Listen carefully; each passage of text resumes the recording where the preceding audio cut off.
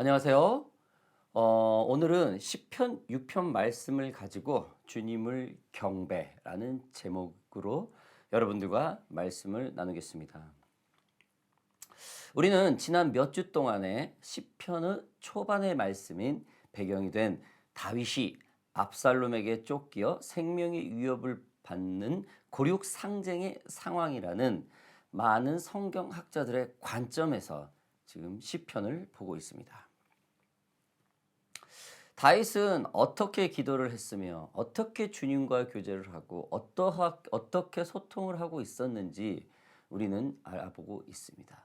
오늘 또 마찬가지입니다. 시편 6편을 통하여서 하나님과 다윗과 하나님이 어떻게 교통을 하고 있는지 말씀을 통해서 살펴보겠습니다.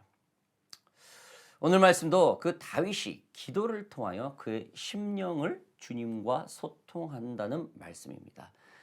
말씀 1절에서 4절 먼저 보겠습니다. 여호와여, 주의 분노로 나를 책망하지 마시오며 주의 진노로 나를 징계하지 마옵소서. 여호와여, 내가 수척하였사오니 내게 은혜를 베푸소서. 여호와여, 나의 뼈가 떨리오니 나를 고치소서.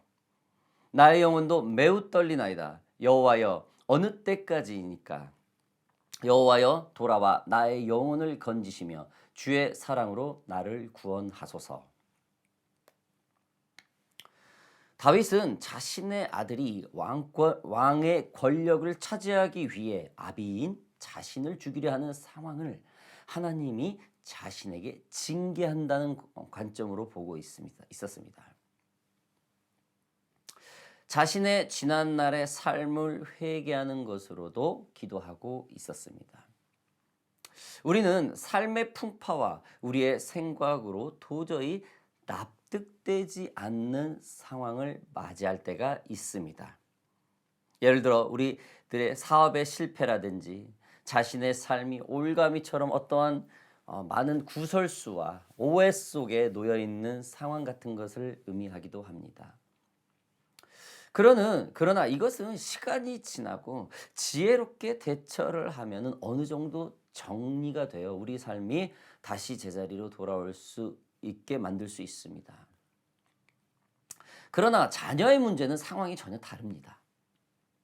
그것도 자녀가 아비와 부모와 자녀 그 혈육의 관계를 넘어서 권력을 차지하려고 자신의 생명까지 위협하는 상황은 이거는 다시는 돌이킬 수 없는 상황이고 아무리 그 상황이 잠잠해져도 그 흔적은 씻을 수 없는 상처이고 삶의 오점이 되게 됩니다.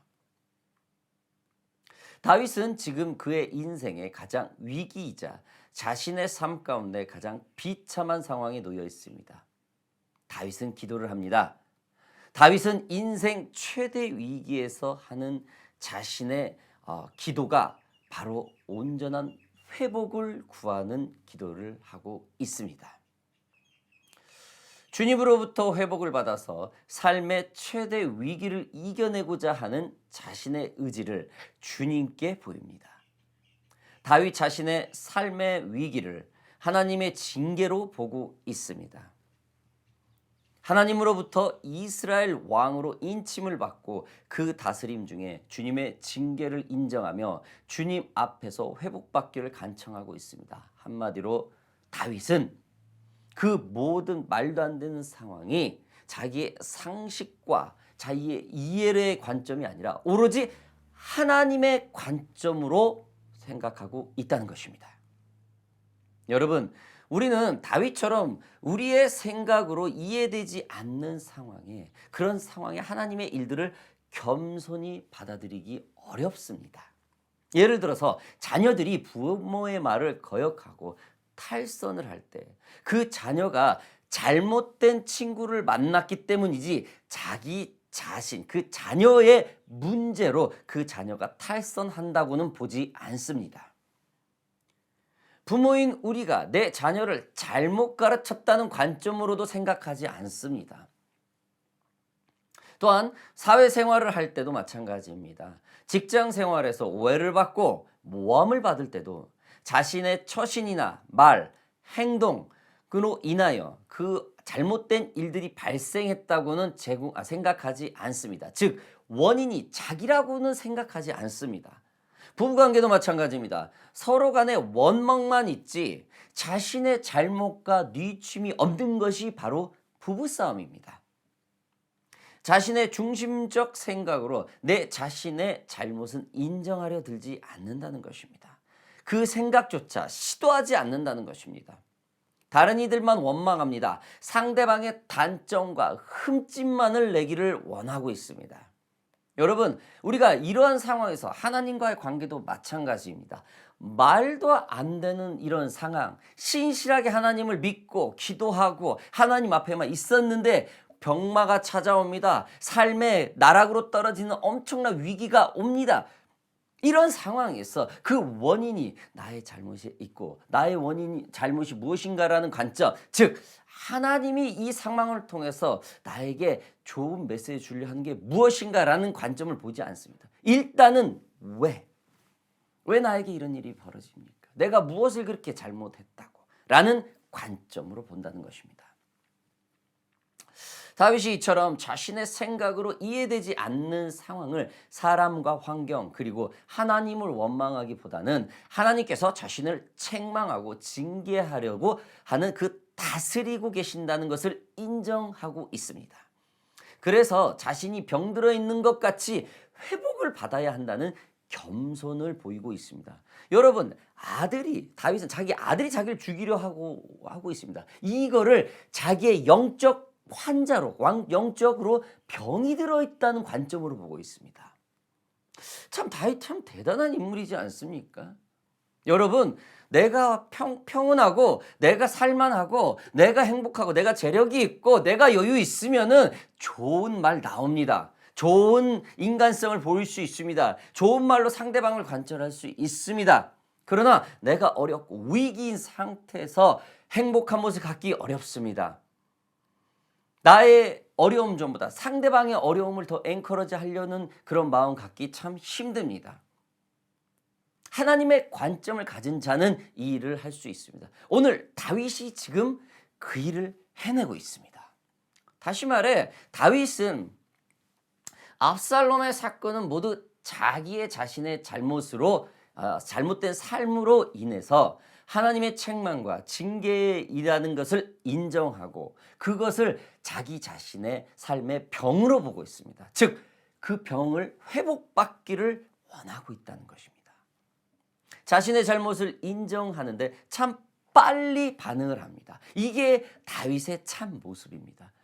여러분, 우리의 잘못, 아비인 하나님 앞에 빨리 인정해야 됩니다. 물론 때로는 이해되지 않는 것을 우리가 기도를 통해서 질문은 할 수 있습니다. 그러나 하나님이 우리를 곤란하게 하려고 어려운 상황에 두시는 분입니까?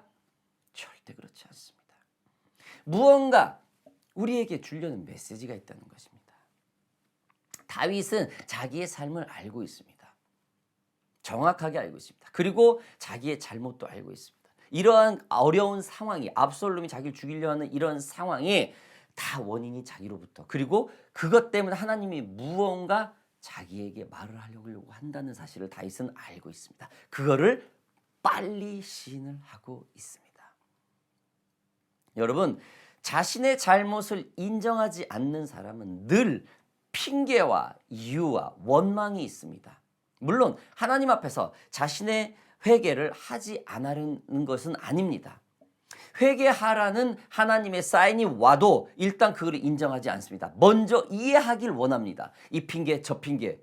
그리고 할 말이 없을 때, 더 이상 도망갈 것이 없고 더 이상 변명할 것이 없을 때 그때 회개를 합니다. 여러분, 이건 사람의 성격과 많은 차이입니다. 자신이 이해가 돼야 회개를 할 수 있고 이해가 되지 않으면은 전혀 회개하지 않아요. 여러분, 우리가 배운 것만큼 하나님과 대화를 할 수 있습니다. 우리가 배운 것만큼 자녀를 교육시킬 수 있습니다. 우리가 배운 것만큼 다른 사람과 좋은 관계를 유지할 수 있습니다. 그러나 하나님은 어떤 분입니까? 우리가 알고 있지 못하는 것을 넘어서는 분 아닙니까? 이게 어떤 상황이, 어려운 상황이 하나님으로부터 왔다라는 게 분명하다면은 먼저 엎드리세요. 그게 지혜로운 사람입니다. 다윗은 지금 그것을 하고 있습니다. 다윗은 이 핑계 저 핑계 되지 않습니다. 하나님 앞에 겸손하게 엎드립니다. 그리고 자기의 잘못된 삶을 병에 걸렸다고 이 악습을 치유해달라고 지금 회개하고 있는 것입니다. 지금 다윗은 하나님의 책망과 징계에 길게 끌어야 좋을 것이 없다는 것을 알고 있습니다. 자신이 이해할 수 없는 상황이지만 하나님께 이거 상황이라도 좀 설명 좀 듣고 싶었겠지만 이것을 그냥 교훈으로 삼고 질책으로 여기고 그냥 받아들여서 속히 자신이 주님 앞에 회복을 받기를 원하고 있다는 것입니다. 오늘 저와 여러분들 하나님으로부터 오는 그런 어려운 상황이 있습니까? 이유를 불문하고 엎드리세요. 그리고 하나님께 회복해 주세요. 달라고 간구하세요. 회복을 하면은 여러분 나중에 다 알게 됩니다. 그렇다고 해서 무턱대고 그냥 아무것도 모르고 그냥 하나님 무조건 잘못해 주세요. 하나님이 어떤 메시지를 주려고 하는데 그냥 그거 물어보지도 않고 이해하려고 하지도 않고 그냥 잘못했습니다. 살려주세요. 이러는 게 아니고요. 말도 안 되는 상황 하나님의 그 신뢰. 하나님이 이유가 있겠지. 왜? 나를 사랑하니까. 무언가 이 상황에서 나를 건져내기 위해서 이런 걸 하겠지. 라는 관점을 한번 접근해 보십시오. 자, 말씀 계속 보겠습니다. 5절부터 9절까지 제가 한번 읽어보겠습니다. 사망 중에서는 주를 기억하는 일이 없사오니 스올에서 주께 감사할 자 누구리까? 내가 탄식함으로 피곤하여 밤마다 눈물로 내 침상을 띄우며 내 요를 적시나이다. 내 눈이 근심으로 말미암아 쇠하며 내 모든 대적으로 말미암아 어두워졌나이다. 악을 행하는 너희는 다 나를 떠나라. 여호와께서 내 울음소리를 들으셨도다. 여호와께서 내 간구를 들으셨으며 여호와께서 내 기도를 받으시리로다. 할렐루야. 아멘. 여러분 저는 참 이 성경 말씀이 힘이 나요. 전혀 다른 상황의 내용인데도 불구하고 성경을 묵상을 하다 보면 그게 내 상황이에요. 참 희한해요. 하나님은 이 하나님의 말씀은 정말로 이게 이 참 대단해요. 이 엄청난 힘을 가지고 있어요, 여러분. 여러분도 저와 같은 심정인 줄 믿습니다. 자, 우리 말씀 계속 볼까요? 우리 좀 다시 돌아와서 자, 다윗은 오늘 지금 방금 말씀드렸던 것처럼 어떻게 합니까? 계속 기도를 합니다.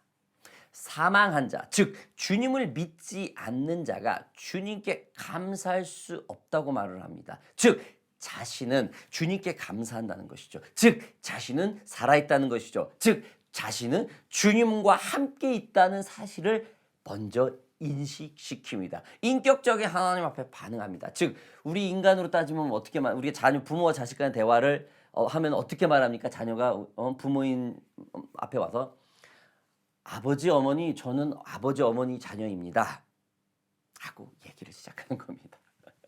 참 지혜롭죠. 자. 절대적인 주권자이자 다스리는 자의 신이면서도 압이라는 그런 합법적인 하나님이 권한을 부어주신 그거를 사용을 하고 있어요. 다윗은. 자, 즉 살아있는 자만 주님을 경배한다는 것입니다. 죽어있는 사람은 경배할 수 없습니다. 주님을 떠난 사람은 주님을 경배할 수 없습니다. 오직 살아있는 사람. 아무리 내가 죄를 지었다 하더라도 하나님을 경배하겠다는 겁니다. 회복시켜달라. 회개한다. 나를 깨끗하게 해달라. 이 소리입니다. 자신이 잠깐 어두운 죄에 있어도 하나님 앞에서 주님을 경배하겠다는 의지를 보이고 있습니다. 자신이 회복받을 수 있는 희망은 오직 주님을 경배하는 것밖에 없다는 사실을 다윗은 알고 있었습니다. 오직 주님만이 자신을 살릴 수 있고 오직 주님만이 자신을 회복시킬 수 있다는 확신, 그런 경배를 하고 있는 것입니다. 여러분 지난주에는 미국 대선이 있었죠. 46대 대통령 당선자인 민주당 소속의 조세프 로비네트 바이든 주니어. 이는 지금 1942년 11월생입니다. 미 펜실베니아 스릴랜드에서 태어났습니다.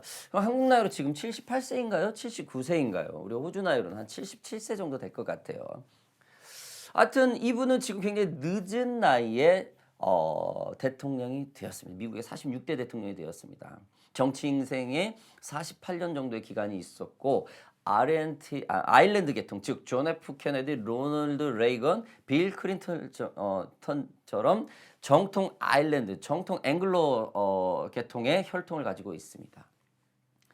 그는 대선 출마를 3번을 했어요.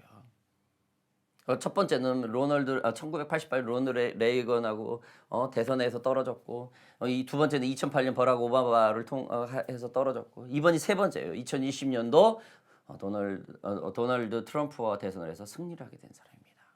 아무튼 이 조 바이든 미국 대통령 당선자에게는 한 가지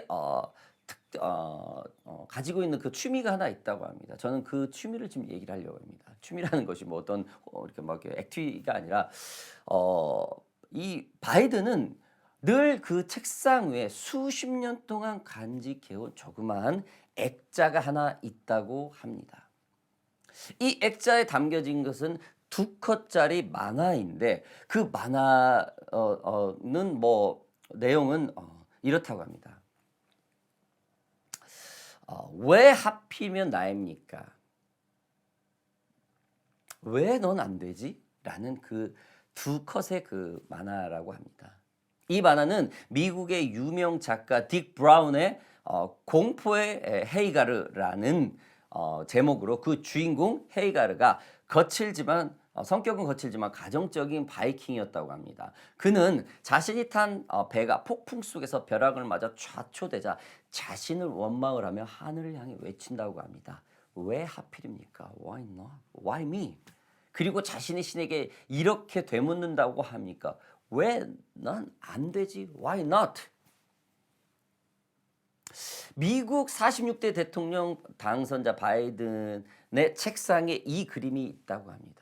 잠깐 이 바이든에 대해서 여러분들도 잘 아시겠지만 좀 잠깐 보자면은 이분은 1972년 미국 델라웨어 주에서 3선 현역 당선을 꺾고 당시 최연소 미 상원 의원의 즉 1972년에 당선되면서 본격적인 정치 인생이 시작됩니다. 그의 부인 나일리아와 세 자녀인 첫 딸 나오미, 장남 보, 차남 헌터가 있는 상태에서 이 바이든은 정치에 입문을 합니다.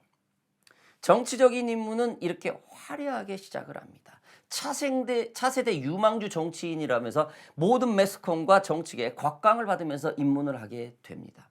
그러나 그의 첫 비극이 시작이 됩니다. 당선되는 그 1972년 상원 선거를 승리를 하고 즉 한 달 뒤 취임하기 직전에 그의 아내 니엘리아가 세 자녀를 데리고 크리스마스 추리를 사러 가다 오는 길에 트럭에 치여서 사망하고 맙니다. 또 그의 딸 13개월 된 딸 나오미도 숨을 거둡니다. 두 자녀 보와 헌터는 큰 중상을 입게 됩니다. 카톨릭 신자였던 그는 이때 신을 원망하며 왜 하필이면 자신에게 이런 불행이 닥쳤는지 그 이유를 계속 되물었다고 합니다. 즉 원망이 가득했었다고 합니다. 젊은 엘리트 정치가 바이든은 이 슬픔 속에서 두 아이들이 있는 병실에서 의원 선서를 시작하면서 해야 하는 그런 안타까운 상황이 되었었습니다. 후에 새 가정을 이룬 바이든 당선인은 미 의원에서 6선 의원을 더 역임을 하면서 계속 승승장구를 합니다. 이 승승장구를 할 때 또한 두 번째 시련이 또 오게 됩니다. 델라웨어주 법무장관 출신이자 바이든이 정치적 후원을 하고 있는 그의 장남 보, 첫째 부인이겠죠. 보가 뇌종양으로 숨지게 됩니다. 삶과 정치 인생의 고뇌를 느끼며 시리에 다시 한번 빠지게 되는 바이든은 이때 그의 아버지 조지 바이든이 그 만화를 그 2컷을 넣어가지고 바이든에게 주었다고 합니다. 이때 바이든이 이 만화를 보고 딕 브라운의 공포의 해리가이라는 만화를 보고 굉장한 결심을 한다고 합니다. 훗날 그는 회고를 통해서 이렇게 터널어놨다고 합니다. 아버지는 내가 낙심해 있을 때 얘야 세상이 내 인생을 책임져야 할 의무라도 있니? 어서 털고 일어나라 라고 말을 하면서 이 만화를 주었다고 합니다. 누구에게나 언제든지 불행은 찾아올 수 있다라는 그의 아버지의 메시지를 붙들고 이 바이든은 힘을 냈다고 합니다. 아무리 내가 힘든 일이 있어도 여기서 주저하면 안 돼. 자신은 내가 다짐을 해야 일어설 수 있다라는 사실을 알게 됐다는 것입니다. 여러분, 자녀 때문에 정치의 그 화려한 걸 앞에 두고 화려한 길을 가도 이 자녀에 대한 문제, 가정에 대한 문제가 있으면 너무나 어렵습니다. 포기하고 싶을 것입니다. 다윗도 마찬가지입니다. 이스라엘의 전무후무한 강성대국을 이룬 이 다윗의 때에게도 이 압살롬이라는 이 아픈 현실이 있었습니다. 다윗도 안 그랬겠습니까? 왜 나에게만 이런 일이 벌어집니까? 왜 나는 안 됩니까? 라는 생각이 있었겠죠. 그러나 다윗은 이 말조차 되지 않습니다. 곧바로 하나님께 엎드립니다. 겸손함을 보입니다. 하나님이 행하는 모든 일을 징계와 책망으로 받아들인 교훈으로 받아들입니다. 사랑하는 OPM 예배자 여러분, 여러분은 지금 여러분은 주님을 경배한다는 것을 도대체 무엇이라고 생각을 하고 계십니까? 어떠한 위대한 공예배나 하나님께 성스러운 말투로 기도하는 것이 주님을 경배한다라고만 생각하고 있지는 않습니까? 네, 맞습니다. 그것도 주님을 경배하는 일부라고 생각을 합니다. 그러나 오늘 저와 여러분들은 시편 6편의 말씀을 통하여서 다윗이 자신이 이해가 되지 않는 상황에서 주님을 원망하지 않고 하나님 그 상황을 주님이 주시는 책망과 지혜라는 교훈으로 받아들이면서 자신의 회복을 간구하고 있습니다. 그 겸손함을 발휘하고 있습니다. 다윗은 자신의 겸손함으로 주님을 경배하고 있습니다. 여러분, 이 심령이 가난한 이 심령을 가지고 하나님 앞에 하나님을 경배하고 있다는 것입니다. 사도행전 13장에는 다윗이 하나님의 합한 사람이라고 나와 있듯이 다윗이 주님을 경배하는 것은 그 자신과 하나님과 관계 속에서 겸손함으로 늘 주님을 경배했다는 것입니다. 그리고 하나님은 모든 것을 다스리는 통치자라는 것을 마지막으로 선포합니다. 마지막 말씀 한번 볼까요? 내 원수, 모든 원수를 부끄러움을 당하여도 내 원수들이 부끄러움을 내 원수들이 부끄러움을 당하고 심히 떨미며 갑자기 부끄러워 물러가리로다. 아멘. 확실한 하나님의 승리를 선포하고 있습니다. 여러분과 저와 그 삶 속에서 지금 다윗처럼 말도 안 되는 이런 일들이 있습니까? 특별히 자녀 문제로 이런 분들이 있습니까? 여러분, 주님 앞에 겸손함으로 경배하십시오. 그리고 승리를 선포하십시오. 하나님이 반드시 여러분의 삶을 붙드실 줄 믿습니다. 이것이 바로 주님을 경배하는 길입니다. 여러분 믿으시기 바랍니다. 오늘 기도합시다. 여러분, 오늘 시편 6편의 말씀을 통하여서 주님을 경배라는 부분을 배웠습니다. 여러분, 주님을 경배한다는 것은 오늘 다윗처럼 이렇게 심령이 가난하고 겸손한 마음이 있어야 주님을 경배할 수 있습니다. 여러분, 하나님 앞에 이렇게 기도합시다. 우리 자신도 모르게 주님 앞에 높아지는 것이 있다면 주님, 이 시간에 겸손함으로 주님 앞에 내려놓습니다. 이 시간에 나를 붙드소서. 이 시간에 나를 함께하여 주시옵소서. 나 겸손으로 주님 앞에 고백합니다. 이 시간은 통성으로 주님 앞에 겸손함으로 고백하는 시간 좀 갖습니다. 기도하겠습니다. 살아계신 아버지 하나님 감사합니다. 주님 앞에 두렵고 떨리는 마음으로 늘 설 수 있게 하여 주시옵소서. 내게 따르는 이해하지 않는 모든 상황이 아버지 하나님 원망이 아니라 주님 앞에 겸손함으로 나아갈 수 있는 아버지 나의 입술과 고백이 나오게 하소서. 이 시간 주님 앞에 올려드립니다. 나의 겸손과 나의 입술과 나의 모든 삶의 행동이 하나님 앞에 연락되어 줄 수 있는 그런 겸손함을 내게 허락하여 주시옵소서. 다윗과 같이 하나님 앞에서 정확히 주님을 경배하며 주님을 앞에 겸손히 고백할 수 있는 그런 마음을 저에게 허락하여 주시옵소서. 할렐루야. 한 가지 더 기도합시다. 여러분, 우리 안에 미운 마음이 있는 사람이 있습니까? 좀 회개합시다. 오늘 주님께서 주시는 지금 이 시간에 마음을 주십니다. 여러분, 성령께서 오늘 저와 여러분들 이 시간에 반드시 좀 치료할 것이 있다고 믿습니다. 이 시간에 우리의 미운 마음이 있습니까? 특별히 하나님에 좀 원망한 적이 있었습니까? 나를 조금 속상하게 했다고 다른 이들을 원망하거나 그 사람과 단절을 하려고 한 적이 있었습니까? 자녀 간에 그런 문제가 있었습니까? 자녀 간에 소통이 막혀 있습니까? 오늘 이 시간 주님 앞에 좀 올려드립시다. 부부 간에 문제가 있습니까? 좀 오늘 주님 앞에 올려드립시다. 직장 상사의 문제가 있습니까? 주님 앞에 올려드립시다. 특별히 교회 영적 지도자들, 교회 분들하고의 문제가 있습니까? 주님께 올려드립시다. 하나님, 제가 용서하겠습니다. 겸손한 마음으로 주님의 이름을 선포하면서 아버지 그들에게 다가가 다시 한번 화해를 청하고 좋은 관계 속에 내가 서 있겠습니다. 이 시간 통성으로 기도합시다. 기도하겠습니다.